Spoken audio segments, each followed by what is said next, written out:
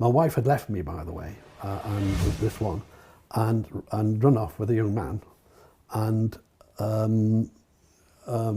I'd already learned that I'd been told there was a price on my head of 20,000 quid by her. She put up 20,000 pounds. She put up 20 grand. The person she gave that to came to see me and said, I've just been paid 20,000 pounds. No, I'm going to be paid 20,000 to kill you. So I called in the police. They put an alarm by my bed, so it goes straight through to the police station. That's what happened. So there's that background now. And then she arrives at the court. And so you're already split with her when she arrived at the court. Oh, yeah. She turns up at court, you start putting two and two together. What's she got to do with this? Nothing, because not involved at all, you know. And but he pleads guilty, so she's a bit. And she actually, when he got sentenced, she walked out the court and slammed the door. You could hear the blinking noise through the building, you know. So something was happening. 4 hours later, the bomb goes off in Brecon. I get phone calls. There's a bomb gone off in Brecon. Now I'd already warned the police that there was PE4 being stolen from the army. PE4 was a white plastic thing. Plastic explosive. Plastic explosive. So I'd already told them.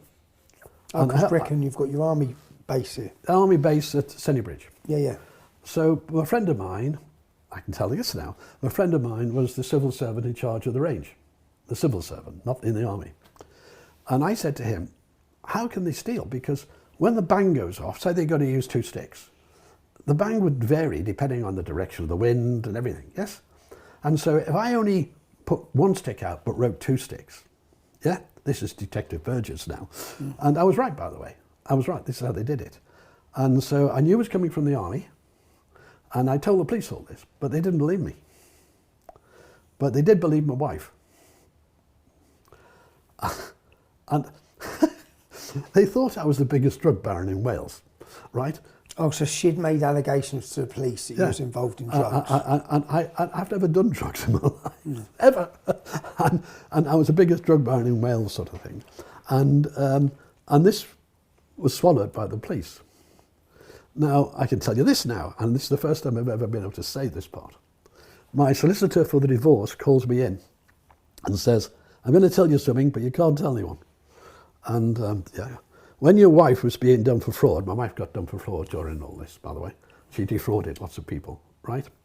And when she was being done for fraud, the CPS bloke said to another solicitor, among solicitors, we're going to let her off because her husband's the biggest drug baron in Wales and he's a so-and-so. And so we're going to make sure she gets her suspended. You know. So she went in for this and just got nothing really, social, no, nothing, just suspended, and came out, yeah. But hold on, my sister knew I wasn't. So she told me, and it came from the CPS, right? So the CPS was the leak. And so after that, I thought about it. So I phoned up Brecon Police Station and I said, they said, who is it? And I said, apparently, it's the biggest drug baron in Wales. What do you mean? And I said, well, you apparently think that. And they said, who told you? They didn't deny it. They said, who told you? Which tells me it was true. And so I said, I can't say. And they thought it was one of the detectives telling me, who I was friendly with, who wasn't on that case, yes. And it wasn't, it was the CPS. That's the first time I've ever been able to say it, because it's solicitor to solicitor years ago.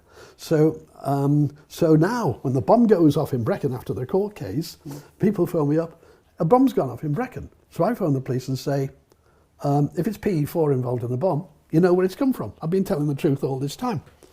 And where did the bomb go off? What got blown up? Well, imagine an end terrace house. You've got a roof and you've got 3 walls. Yeah. All those went. But did it accidentally go off in the house? Oh, no, I can tell you how it went off now. Yeah. I didn't know it at the time, right? It went off because they'd stolen about 9 sticks, right?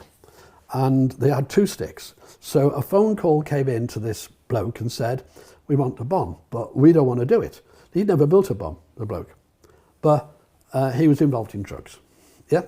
Okay. So he had a girlfriend of 16. So they're in the house and they go and collect the 2 sticks, the girl says. This is the girl I interviewed afterwards, privately, yeah? She was 16 at the time. So she brings the 2 sticks back into the house.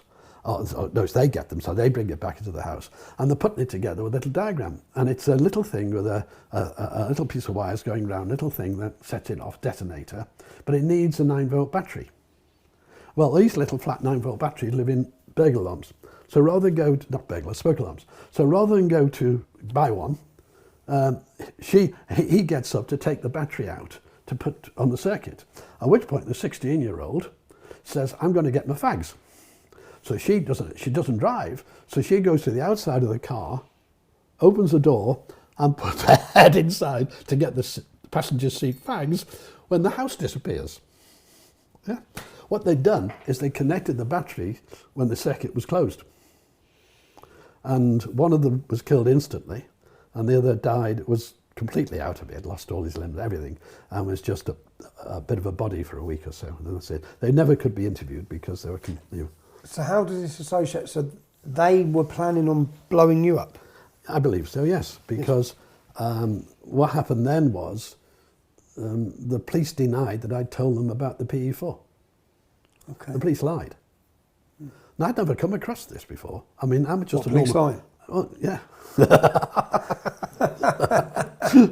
Welcome to my world. I know. So I'd never come across this before. I've never come across them telling the truth. So, and the police, and I was upset by that because, again, Paul, an injustice. Yeah, I'm not going to have that. So we did, the newspapers got involved in everything, but television, HTV came to see me, it's like ITV in Wales, yeah? Yep. And they have a programme, a documentary, Wales This Week, with a big story every week. And they came to see me and they said, we know you're telling the truth, but we can't tell you how we know. That's fine, you know, there's sources. And we did a documentary which didn't name people as such, all right? And so they did a documentary, but the documentary did accuse the police, because I did, of lying. I didn't tell them before, yes? So now my informant, the man who did the £20,000 tape to tell me, was in another world to me. Right, that's the best way. As in a criminal world? Yeah, well, it's up to, I can't say that. Okay. Right, but he's in another world to me, I'll put it that way. Yeah. And so I'm not saying he's a criminal, right? Okay. Although I did have him arrested and prosecuted afterwards for pestering me, if you like, for threatening me, actually. And, well, threatening to kill me, actually, as well. But he got done for that. But there was another world I was involved in, and I had to be involved for the divorce, because the divorce told me things like when the bomber was in, they arrested the two people who, because I gave them information, the police, I'd got, on this incredible story, you could make a documentary out of this, I got the bloke who told me, who was in prison on drug charge, right? And he'd been in remand for about 8 months on just having some cannabis or something, which was like ridiculous. And they were trying to get information out of him, I think. Anyway, I had him moved to a mental hospital because I had a contact who had a contact in the Home Office. And we used a very unusual law to get a prisoner out of prison into mental home so I could speak to him properly, yeah? Which I could do. I could walk around the gardens with him and everything, yeah? And so that's what happened then. And so he was my main informant, yes? And what happened then was they did the documentary and then they arrested my main informant, the police. They accused him of perverting the course of justice by giving false information and paying money for the documentary. Now, at no point did I mention money to do with the documentary. At no point was I paid anything. That's not true. I received a cheque for £10 or £12 for the electricity used while they were filming, because they've got to do that. So a documentary come out telling this story, and then the police decided to arrest him. Not me, the informant. The informant. Yeah. Because did the documentary embarrass the police? Yes, totally. Yeah. Totally embarrassed the police. Yeah. Right. So then what happened then was the police interviewed me to get information, but I would never, well, there was nothing to give. I couldn't prove any criminality, so I wasn't, for them. So they wanted me on their side, in a way, and I was upset by them. So what happened then was the police arrested him and took him to trial in Merthyr Tydfil in the Crown Court. And I was a witness, right? And I was outside, and as you know, when you're a witness, you have to stay outside. You can't. Not allowed to. But at the beginning of the trial, it's unbelievable, this. South Wales Police, David should be ashamed of themselves, really, David Powers Police, sorry. At the beginning of the trial, the judge said, look, a lot of this case revolves around whether this Mr. Burgess, I'm not on trial, whether this Mr. Burgess was telling the truth or not. Because he said he told the police So can I please suggest that we have a police officer up who he's supposed to have told? Yeah? Yeah. Now, I'd told 4 police, 4 of them. And by sheer luck, this is where chaos follows behind me, they chose an honest policeman, right? And he admitted it. And pardon? He Yeah, and so, but before he admitted it, I was outside and suddenly this policeman was in with the very senior policeman in rooms, and I think put under a lot of pressure actually. Anyway, he goes in and and I don't know this because I'm outside, and he's asked, did Paul Burgess tell you about? And he said, yes. And he explained. Well, there was uproar in the court. It was like a Perry Mason thing, this, it really was. Yeah. Because now a policeman had admitted. Now, if you think about this, if I'd have told one policeman, that's not a secret anymore with the police, is it? Yes? But the police now had been in the Western Mail, they're saying I'm a liar at everything, yes? So, and all I've been doing through all this, I was in a world which was mad. I encapsulated in a mad world around me is the best way.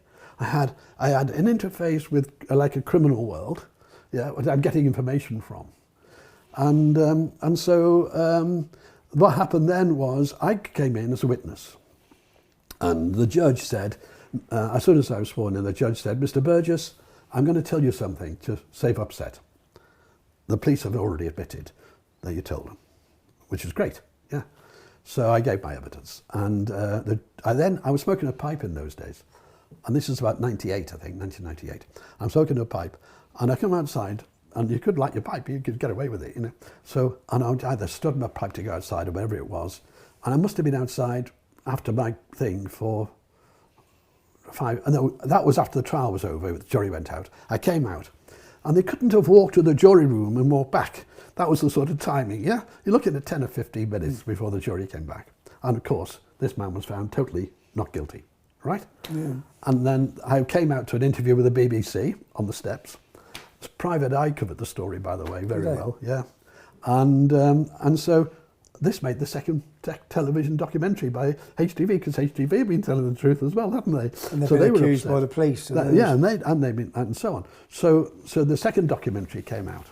Now, at that point, I was with a new girlfriend, if you like, and she said, stop it, Paul, because I was going to go on and take complaints to the police all the way through.